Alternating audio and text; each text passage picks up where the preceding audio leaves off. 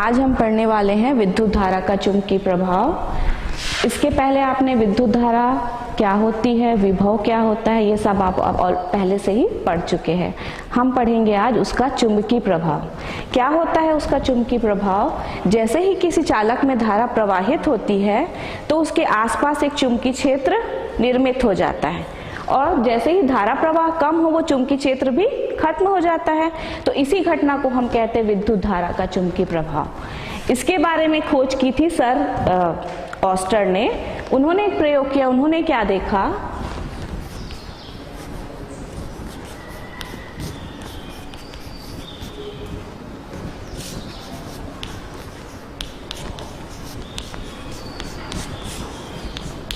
उन्होंने क्या किया, एक तार लिया AB,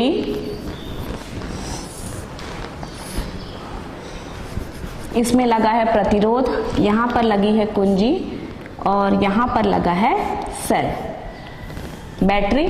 ये इसका प्लस सिरा, ये इसका माइनस सिरा। ये है कुंजी, ये है प्रतिरोध R, और उस चालक की दिशा उन्होंने रखी उत्तर और दक्षिण दिशा।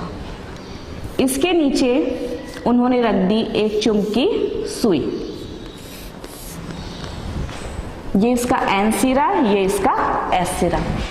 हम सभी जानते हैं कि चुंबकीय सुई जो है स्वतंत्र अवस्था में उत्तर और दक्षिण दिशा में रहती है, और जब कोई चुंबकीय क्षेत्र हो तब वो विक्षेपित होती है। तो उन्होंने क्या देखा कि जैसे ही इस तार में हम धारा प्रवाहित करें, ये तीर का निशान ये बताता है कि धारा इस दिशा में प्रवाहित हो रही है। तो धारा प्रवाहित होने से क्या हुआ, आसपास चुंबकीय क्षेत्र उत्पन्न हो। किस क्षेत्र उत्पन्न होने हुई थी उत्तर दक्षिण दिशा में, वो कैसे विक्षेपित हो गई, ऊपर की ओर वो विक्षेपित हो गई, जिसको हम इन डॉटेड लाइन के द्वारा बता सकते हैं। ठीक, तो वो विक्षेपित क्यों हुई? क्योंकि आसपास क्या हो गया, चुंबकीय क्षेत्र, और चुंबकीय क्षेत्र के कारण उस पर बल लगा, इसलिए वो क्या हो गई, ऊपर की ओर विक्षेपित हो गई। फिर यदि हम, उन्होंने एक चीज और देखी, यदि हम बहने वाली धारा की दिशा बदल दें, यानी कि धारा इस ओर से प्रवाहित हो, तो हमको यहाँ पे भी चेंज करना पड़ेगा, क्योंकि यहाँ पे क्या करना पड़ेगा, ये वाला सिरा क्या हो जाएगा हमारा, प्लस हो जाएगा, और ये वाला क्या हो जाएगा, माइनस। तब धारा की दिशा ये होगी। तो उन्होंने देखा कि जैसे ही हम धारा की दिशा चेंज करें तो चुंबकीय सुई में जो विक्षेप की दिशा है वो भी बदल जाती है, वो जो है दूसरी दिशा में विक्षेपित हो जाती है। ये N और ये S। तो उन्होंने अपने प्रयोग के माध्यम से ये देखा कि चुंबकीय सुई में विक्षेप हो रहा है, तो इसके पीछे क्या कारण है, जरूर वहां पे चुंबकीय क्षेत्र उत्पन्न हो रहा है, और जैसे ही धारा की दिशा बदलते हैं विक्षेप की दिशा भी बदल जाती है। फिर यदि हम धारा का प्रवाह बंद कर दें तो विक्षेप भी बंद हो जाता है। इस आधार पर यह निष्कर्ष निकला कि जब भी किसी चालक में धारा प्रवाहित की जाती है तो आसपास चुंबकीय क्षेत्र उत्पन्न हो जाता है। ये था हमारा ओस्टर्ड का प्रयोग।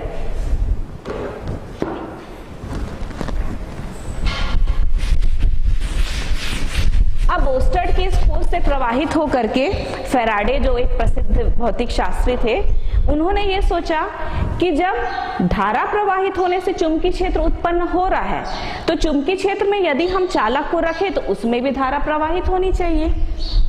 तो इसके लिए फैराडे ने बहुत खोज की।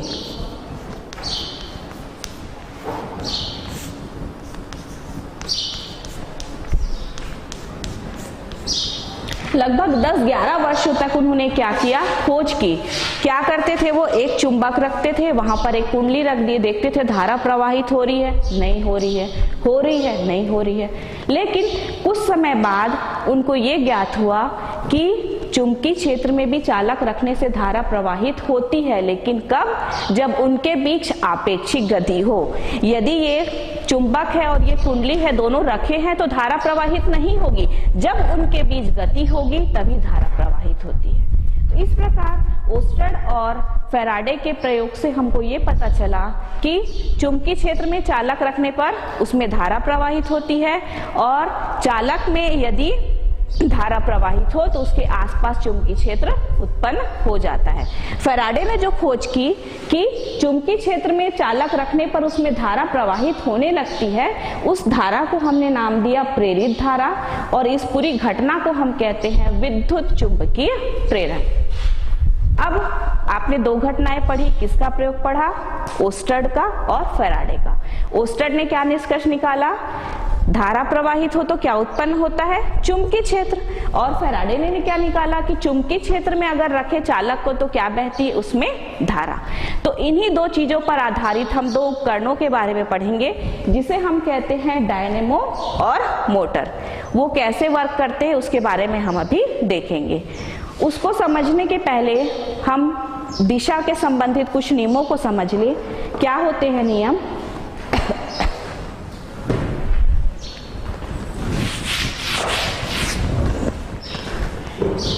फ्लेमिंग जो साइंटिस्ट थे, उन्होंने दिशा बताने के लिए नियम दिया। दो नियम दिए उन्होंने फ्लेमिंग का। पहला बाएं हाथ का नियम,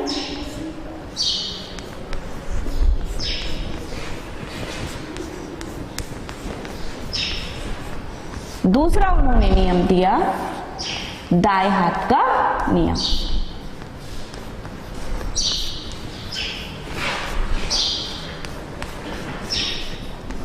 पहले हम देखते हैं बाएं हाथ का नियम। आप सभी अपना बाएं हाथ देखिए। बाएं हाथ किसे कहते हैं? इसे कहते हैं ये हमारा बायां हाथ है। यदि बाएं हाथ की अंगुलियों को हम इस प्रकार रखें, कैसे? देखिए, ये अंगूठा है, ये है आपका, इसको तर्जनी कहते हैं, और ये बीच की उंगली इसको हम कहते हैं मध्यमा। तो यदि इस प्रकार हम तीनों उंगलियों को रखें कि तीनों उंगलियां परस्पर लंबवत हो। लंबवत के बारे में आप भली भांति जानते हैं, उनके बीच को कितना एंगल बनना चाहिए? 90 डिग्री। देख रहे हैं यहाँ पे इन दोनों के बीच कितना बन रहा है? 90। इनके बीच भी कितना बन रहा है? 90। तो तीनों उंगलियां कैसी है? परस्पर लंबवत है। इस स्थिति में यदि तर्जनी, इस उंगली को हम कहते हैं तर्जनी, यदि ये वाली उंगली आपको चुंबकीय क्षेत्र की दिशा बता रही है, ये वाली उंगली आपको बहने वाली धारा की दिशा बता रही है, तो ये वाली जो उंगली है वो चालक पर लगने वाले बल की दिशा बताएगी। ये फिर से देखिए, तीनों उंगलियां परस्पर लंबवत है। तर्जनी आपको क्या बता रही है? चुंबकीय क्षेत्र की दिशा। ये आपको क्या बता रही है? बहने वाले धारा की दिशा। और ये आपको क्या बता रही है? लगने वाले बल की दिशा। और उन्होंने एक और नियम दिया जिसे हम कहते हैं दाएं हाथ का नियम। ठीक ऐसा ही अगर हम दाएं हाथ के साथ करें तो तीनों उंगलियों को परस्पर ऐसा लंबवत कीजिए। ये चुंबकीय क्षेत्र की दिशा, ये चालक के घूमने की दिशा, क्योंकि विद्युत चुंबकीय प्रेरण में मैंने अभी आपको बताया कि चुंबक और चालक के मध्य गति होनी चाहिए। तो चालक किस दिशा में गति कर रहा है? यदि ये चुंबकीय क्षेत्र है, चालक इस दिशा में गति कर रहा है, तो ये होगी प्रेरित धारा की दिशा। इन दोनों नियमों को यदि आप समझ लेंगे तो आगे आपको समझने में आसानी होगी। सबसे पहले हम समझते हैं मोटर। क्या होता है मोटर?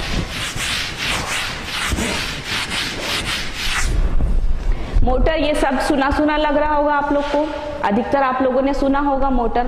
आपके यहाँ अगर पंखा बिगड़ जाए, मिक्सी बिगड़ जाए, बनवाने जाएंगे तो अधिकतर ये रहता है उसका मोटर खराब हो गया। मैकेनिक आपको यही बोलता है इसका मोटर खराब हो गया है। तो क्या है मोटर, उसके बारे में हम यहाँ पे देखते हैं।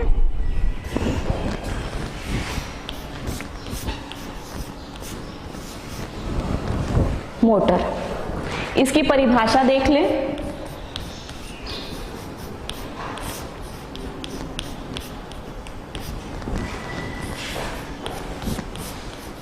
मोटर वह उपकरण है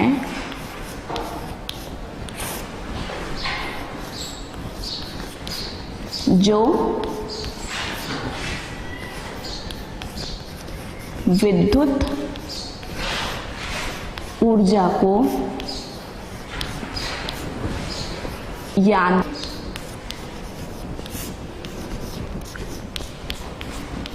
ऊर्जा में बदल देता है। क्या है इसकी परिभाषा? वह उपकरण जो विद्युत ऊर्जा को किस में बदल देता है? यांत्रिक ऊर्जा में। जैसे पंखा है, इसको विद्युत मिलती है और पंखा क्या करने लगता है? घूमने लगता है। घूम रहा है मतलब उसमें कौन सी ऊर्जा है? यांत्रिक ऊर्जा, है ना। तो मोटर का क्या काम? विद्युत ऊर्जा को किस में परिवर्तित कर रहा है? यांत्रिक ऊर्जा में। और ये किस पर आधारित है? यह आधारित है आपके विद्युत धारा के चुंबकीय प्रभाव पर।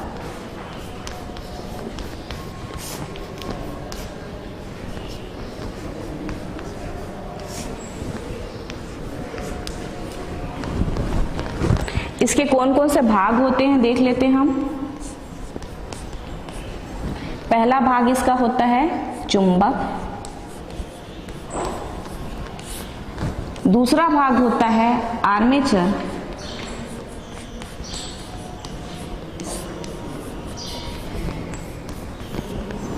तीसरा भाग होता है विभक्त वलय,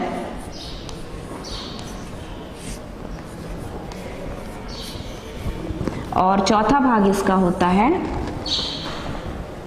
कार्बन ब्रश।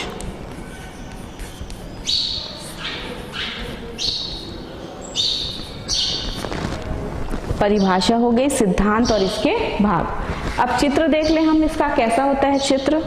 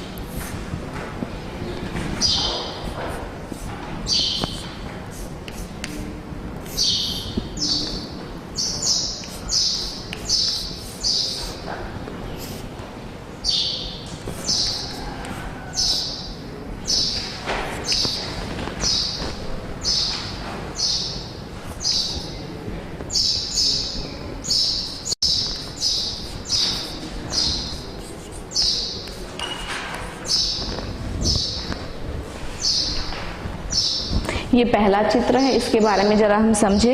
इसके भागों के बारे में मैंने बताया, चुंबक, आर्मेचर, विभक्त वलय और कार्बन ब्रश। तो ये है आपका चुंबक N और S, ये उत्तरी ध्रुव और दक्षिणी ध्रुव। इसकी सहायता से क्या उत्पन्न किया जाता है? चुंबकीय क्षेत्र। दूसरा भाग आर्मेचर। आर्मेचर क्या होता है? एक कुंडली होती है, नर्म लोहे की कुंडली में तांबे को तार को लपेटकर बनाई जाती है, जिसको हम कहते हैं आर्मेचर। उसके दो सिरे होते हैं। पहले सिरे को हमने यहाँ पे कनेक्ट कर दिया R1 और दूसरे सिरे को यहाँ पर कनेक्ट कर दिया R2। R1 R2 क्या है? यहाँ पर लिखा है विभक्त वलय रिंग। यदि गोल रिंग को यदि हम काट दे तो उसको क्या कहेंगे? विभक्त वलय। तो ये दो विभक्त वलय हो गए R1 और R2, ये चालक के बने होते हैं। चौथा है कार्बन ब्रश। B1 और B2 कार्बन दो ब्रश होते हैं, जिसका संबंध बाह्य परिपथ से होता है और यहाँ पर एक सेल लगा होता है और कुंजी लगी होती है। ठीक है। अब देखिए, यहाँ पर सेल लगा है, ये इसका धन सिरा है, तो यहाँ से धारा इस दिशा में प्रवाहित होगी तो इधर यहाँ से कनेक्ट है तो किधर जाएगी? इधर जाएगी। इधर से जाते जाते यहाँ जाएगी और यहाँ से होकर आते हुए वापस चली जाएगी। ठीक, तो ये क्या हो गई? यहाँ पे जैसे ही हम कुंजी को दबाएंगे, इस आर्मेचर में क्या बहने लग जाएगी? धारा बहने लग जाएगी। अब धारा चूंकि इसमें बह रही है ना, और ये क्या है? चुंबकीय क्षेत्र में क्या हुआ है? रखा हुआ है। ठीक, तो हमने अभी क्या बताया? जैसे ही चुंबकीय क्षेत्र में धारा प्रवाहित करते हैं चालक में, तो आसपास चुंबकीय क्षेत्र निर्मित हो जाता है, जिससे उस पर क्या लगता है? बल। और इसकी दिशा हमको कैसे पता चलेगी? बाएं हाथ के नियम के द्वारा। यहाँ पर देखिए, ये वाली उंगली क्या बता रही है? चुंबकीय क्षेत्र की दिशा। चुंबकीय क्षेत्र की दिशा हमेशा उत्तरी ध्रुव से दक्षिणी ध्रुव की ओर होती है। तो ये है चुंबकीय क्षेत्र की दिशा। ये हो गई चुंबकीय क्षेत्र की दिशा। अब इसमें धारा किधर बह रही है, ये धारा की दिशा, ये चुंबकीय क्षेत्र की दिशा। तो भुजा AB पर बल किस ओर लगेगा, बल किसके द्वारा दर्शाया जाता है, अंगूठे के द्वारा। तो इस भुजा पर किस ओर बल लगेगा, ऊपर की ओर। ठीक, इस भुजा पे अगर देखें तो ये चुंबकीय क्षेत्र की दिशा, लेकिन धारा किधर बह रही, ऊपर की ओर। तो इसको अगर हम उल्टा कर ले, ये चुंबकीय क्षेत्र की दिशा, ये धारा की दिशा, तो अंगूठा किधर दर्शा रहा है, नीचे की ओर। मतलब भुजा CD पर किसकी ओर बल लगेगा, नीचे की ओर, और भुजा AB पर कैसे बल लगेगा, ऊपर की ओर। तो इस पर ऊपर की ओर बल लगेगा तो ये क्या हो जाएगी, घूमेगी, और ये किधर घूमेगी, नीचे की ओर। जैसे मान लीजिए ये है ना, इस पर बल लग रहा है तो ये ऊपर की ओर घूमेगी और ये नीचे की ओर घूमकर कैसे आ जाएगी, ऐसे आ जाएगी। अब ये ऐसे उल्टा हो जाएगी, उसके बाद क्या होगा देखते हैं।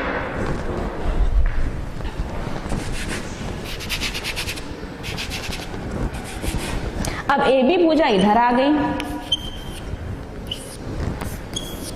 पर अगर नियम लगाए तो AB भुजा में इसी दिशा में धारा प्रवाहित हो रही है और CD में नीचे की दिशा में ही धारा प्रवाहित हो रही है। फिर से यदि हम बाएं हाथ का नियम लगाए तो CD में फिर किस ओर बल लगेगा, ऊपर की ओर, और AB में किस ओर बल लगेगा, नीचे की ओर। तो क्या होगा इसके परिणाम स्वरूप, ये जो कुंडली है, आर्मेचर है, वो कैसा करेगा, इस दिशा में क्या होगा, घूमने लगेगा, है ना। तो हमने क्या दी यहाँ पे, विद्युत धारा, और ये घूम रहा है। ये विद्युत ऊर्जा किस में परिवर्तित हो रही है, यांत्रिक ऊर्जा में। तो ये था हमारा मोटर का सिद्धांत, और इसकी कार्यविधि हमने देखी कि ये कैसे कार्य करता है, कैसे जो है घूमती है कुंडली, ठीक है, धारा प्रवाहित करने पर। और पंखा है आपका, कूलर है, मिक्सी है, वॉशिंग मशीन है, जितने भी घूमने वाले उपकरण हैं, सब में कैसे किस सिद्धांत पर कार्य करते हैं, इसी सिद्धांत पर कार्य करते हैं। और उसमें क्या लगा होता है, मोटर लगा होता है। ठीक, अब इसके बाद हम देखेंगे कि डायनेमो क्या है।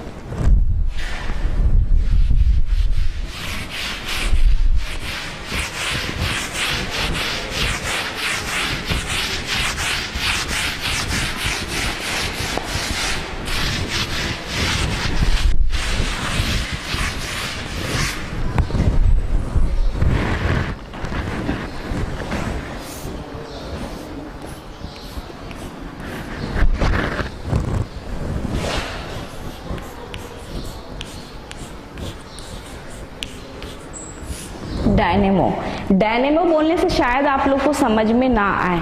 यदि मैं बोलूं जनरेटर तो शायद आप लोग अच्छे से समझ पाएंगे, है ना। जनरेटर शब्द सुना सुना है आप लोग के लिए। कहीं शादी हो रही है तो क्या की व्यवस्था करके रखी जाती है, जनरेटर की। क्यों, बिजली गोल हो गई तो हमारा कार्यक्रम प्रभावित ना हो, इसलिए। तो जनरेटर हमको क्या देता है, विद्युत देता है।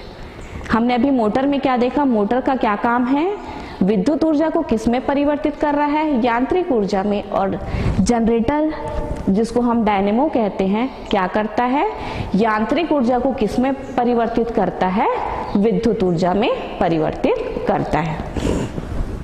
इसकी परिभाषा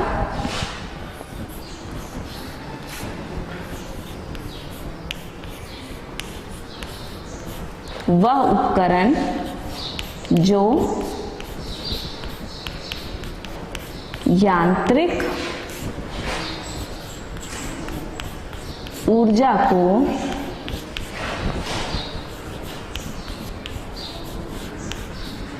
विद्युत ऊर्जा में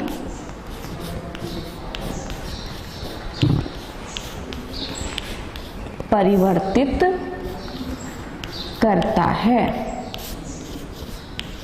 उसको हम क्या कहते हैं, डायनेमो। सिद्धांत ये किस पर आधारित है, विद्युत चुंबकीय प्रेरण के सिद्धांत पर आधारित है।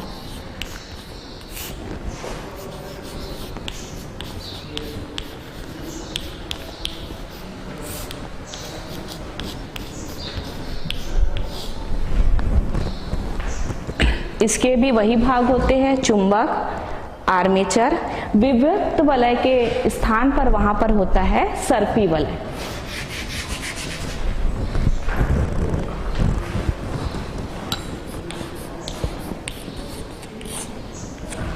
चित्र देखिए हम इसका।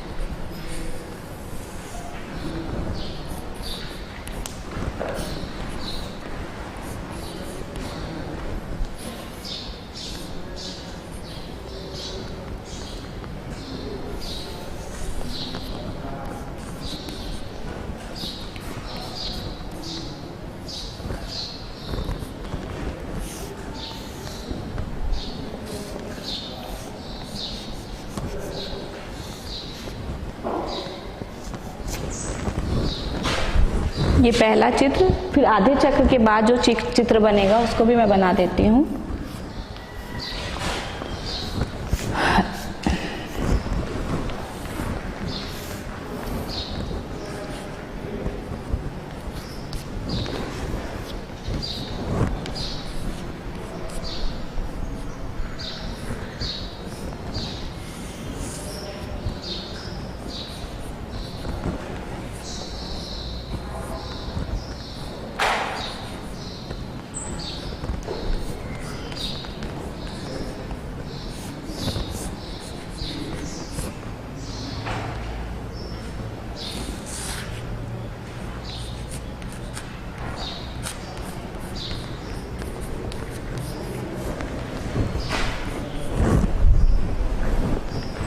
इनके भागों के बारे में फिर से बता दूं।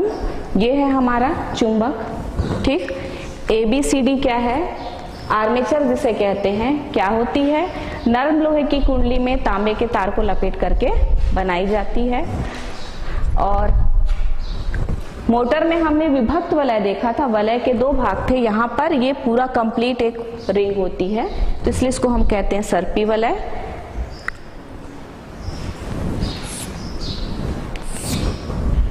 अब क्या है इसकी परिभाषा? वह उपकरण जो यांत्रिक ऊर्जा को किस में बदल दे? विद्युत ऊर्जा में। यदि हम इस आर्मेचर ABCD को एंटी क्लॉकवाइज घुमाएं, हमको घुमाना है, यहाँ पे घूमेगी, ठीक है, कुंडली घूमेगी तो क्या होगा?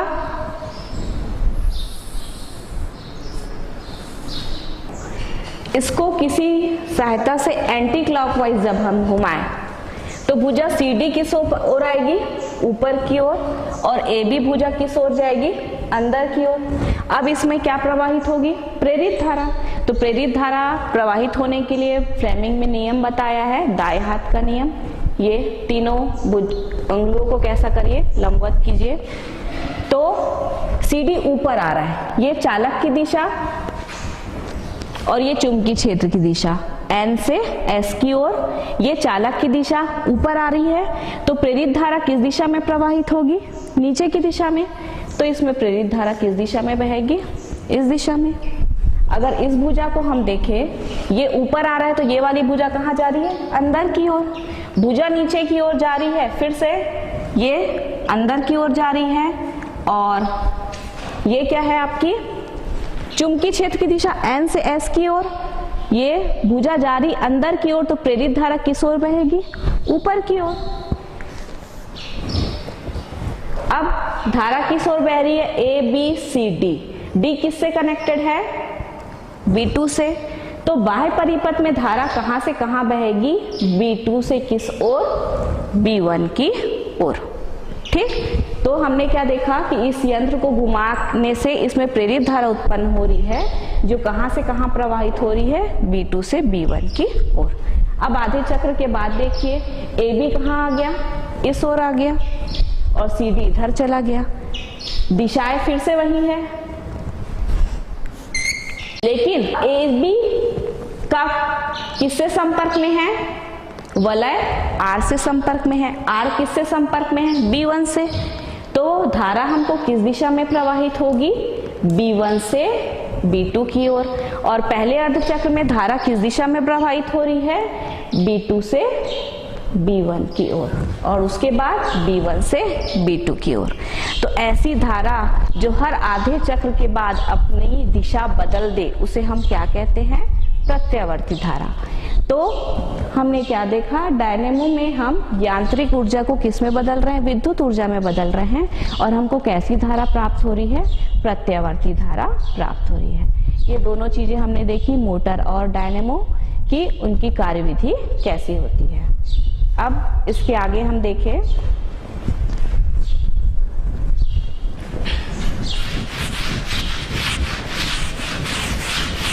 अगला टॉपिक जो हम पढ़ने वाले हैं वह है गैसों में विद्युत विसर्जन।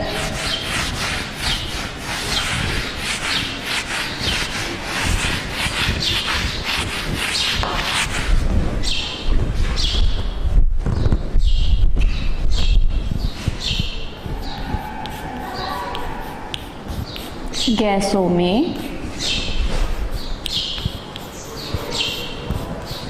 विद्युत विसर्जन।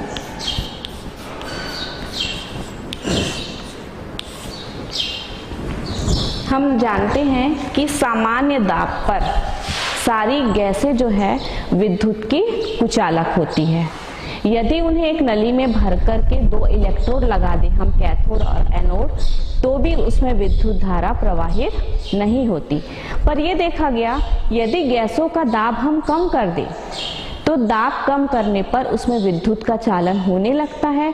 इसी घटना को हम कहते हैं गैसों में विद्युत विसर्जन। इस विसर्जन के लिए एक नली होती है जिसे हम कहते हैं विसर्जन नलिका। वो कैसी होती है, चलिए देखते हैं।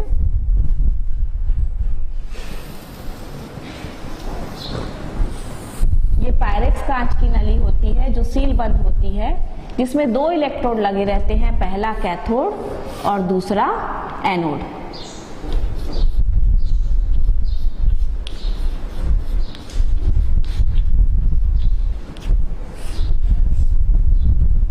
इनके बीच गैस भरी होती है।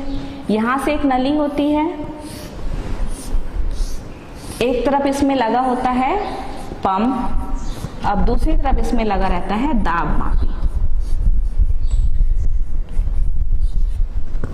अंदर गैस भरी हुई है, कैथोड है ये और ये है एनोड।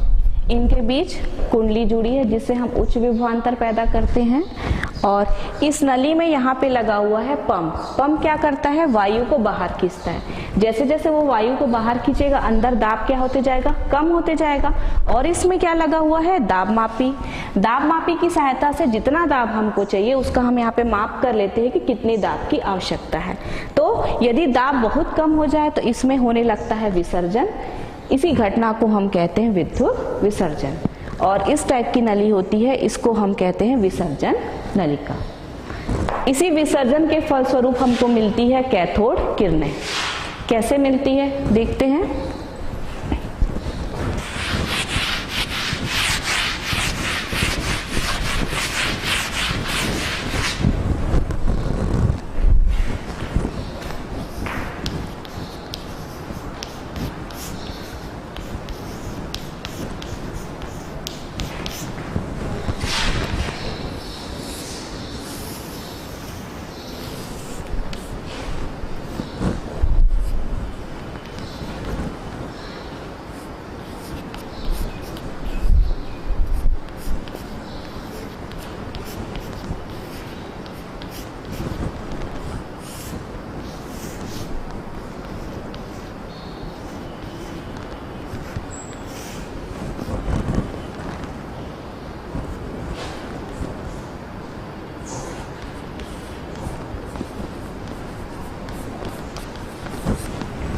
ये देखा गया कि विसर्जन नलिका में यदि हम गैस रखें और उसका दाब हो लगभग 0.01 mmHg और उनके मध्य लगाया जाए उच्च विभवांतर लगभग 10,000 वोल्ट, तो कैथोड से अदृश्य किरणें निकलती है जो एनोड पर जाकर के चमक उत्पन्न करती है।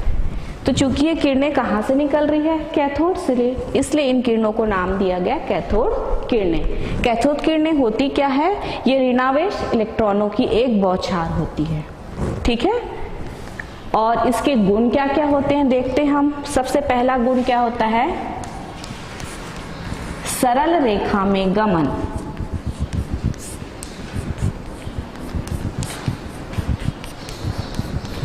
कैथोड किरणें जो है सरल रेखा में गमन करती। हमको कैसे पता चलता है? यदि इन किरणों के मार्ग में, ये कैथोड है,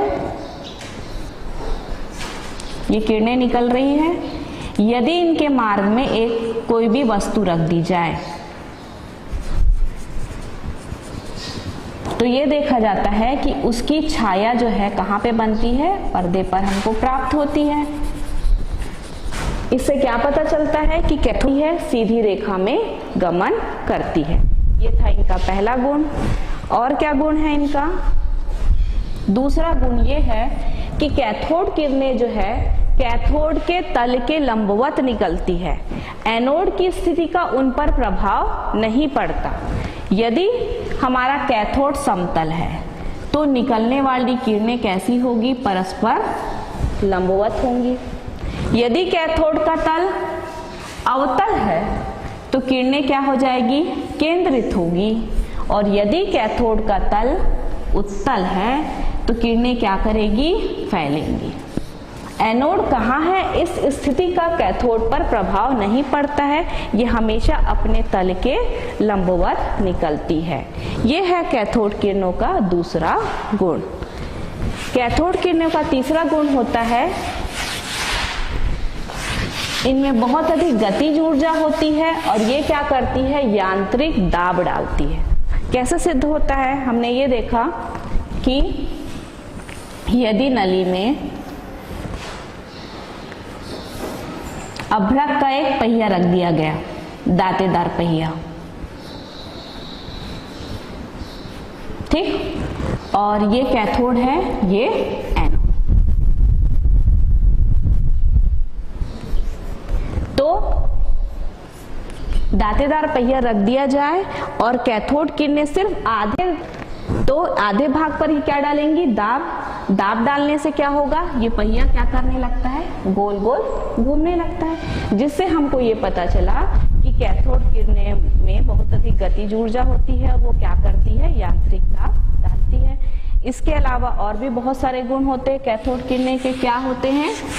ये प्रतिदीप्ति उत्पन्न करती है, गैसों को आयनित कर देती है, भौतिक परिवर्तन, रासायनिक परिवर्तन करती है, और इस पर विद्युत क्षेत्र यदि लगाया जाए तो विद्युत क्षेत्र में वो विक्षेपित हो जाती। कैसे? ये अगर नली है हमारी, ये कैथोड है, ये एनोड है,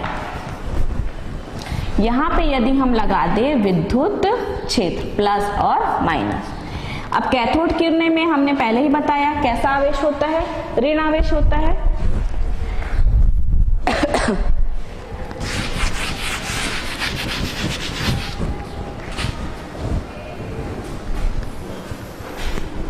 कैथोड किरणों में कैसा आवेश होता है? ऋण आवेश होता है। तो यदि हम विद्युत क्षेत्र लगाए तो ऋण आवेश किससे आकर्षित होगा?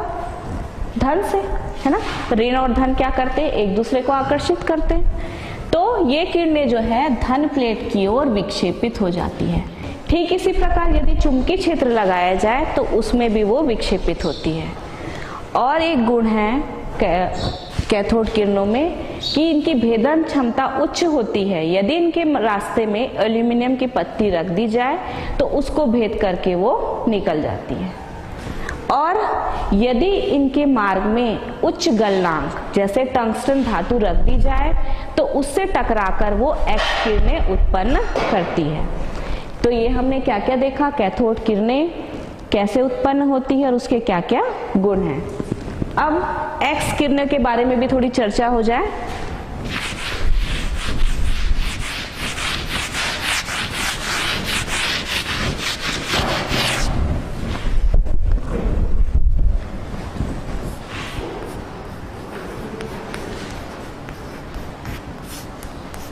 एक्स किरणें, इससे भी आप भली भांति परिचित है। क्या होती है एक्स किरणें? यदि आपको कहीं चोट लग जाए तो डॉक्टर सबसे पहले क्या कहता है आपको? जाइए इसकी एक्सरे करवा कर लाइए, है ना। तो एक्स किरणें के बारे में आप जानते हैं। क्या होती है एक्स किरणें? कैथोड किरणें जब टंगस्टन से टकराती है तो क्या उत्पन्न करती है, एक्स किरणें। और इसकी खोज जो है साइंटिस्ट रॉजन ने की थी, इसलिए इन किरणों को हम रोंटगन किरणें भी बोलते हैं। इनके गुण क्या क्या होते हैं, चूंकि ये कैथोड किरणें ही हैं तो वो सारे गुण जो कैथोड किरणें के होते हैं एक्स किरणों के भी होते हैं। जैसे ये विद्युत क्षेत्र से विक्षेपित होती है, बहुत ही अधिक यांत्रिक दाब डालती है, एल्युमिनियम की पत्ती अगर रख दी जाए तो उसको भेद करके निकल जाती है। वो सारे गुण जो एक्स किरणों कैथोड किरणों में होते हैं वो एक्स किरणों में भी होते हैं। उपयोग कहाँ कहाँ करते हैं, चिकित्सा में यदि हमारे शरीर के किसी भाग में कोई तकलीफ है, कहीं हड्डी टूट गई है या कुछ चीजें आपने निगल ली है ना, तो एक्स किरणों के माध्यम से उसकी इमेज आ जाती है जिससे डॉक्टर पता कर सकते हैं। और कहाँ पे होता है इनका उपयोग, जासूसी में भी करते हैं, और इंजीनियर्स जो है कहीं पुल में और कहीं पे जो भी कोई खराबी है उसका पता लगाने में भी एक्स किरणों का उपयोग करते हैं। तो आज हमने क्या क्या देखा, विद्युत धारा का चुंबकीय प्रभाव, है ना। उसमें क्या देखा हमने कि यदि विद्युत क्षेत्र में विद्युत धारा प्रवाहित करे तो आसपास क्या उत्पन्न होता है, चुंबकीय क्षेत्र। ठीक इसका उल्टा हमने ये देखा, चुंबकीय क्षेत्र में भी अगर चालक रखे उनके बीच गति होती है तो क्या प्रवाहित होती है, धारा। और इन्हीं दोनों सिद्धांतों पर आधारित दो उपकरणों का हमने अध्ययन किया, डायनेमो और मोटर। और क्या देखा हमने, कैथोड किरणें क्या होती है, एक्सरे किरणें क्या होती है। आज की क्लास यही खत्म होती है। धन्यवाद।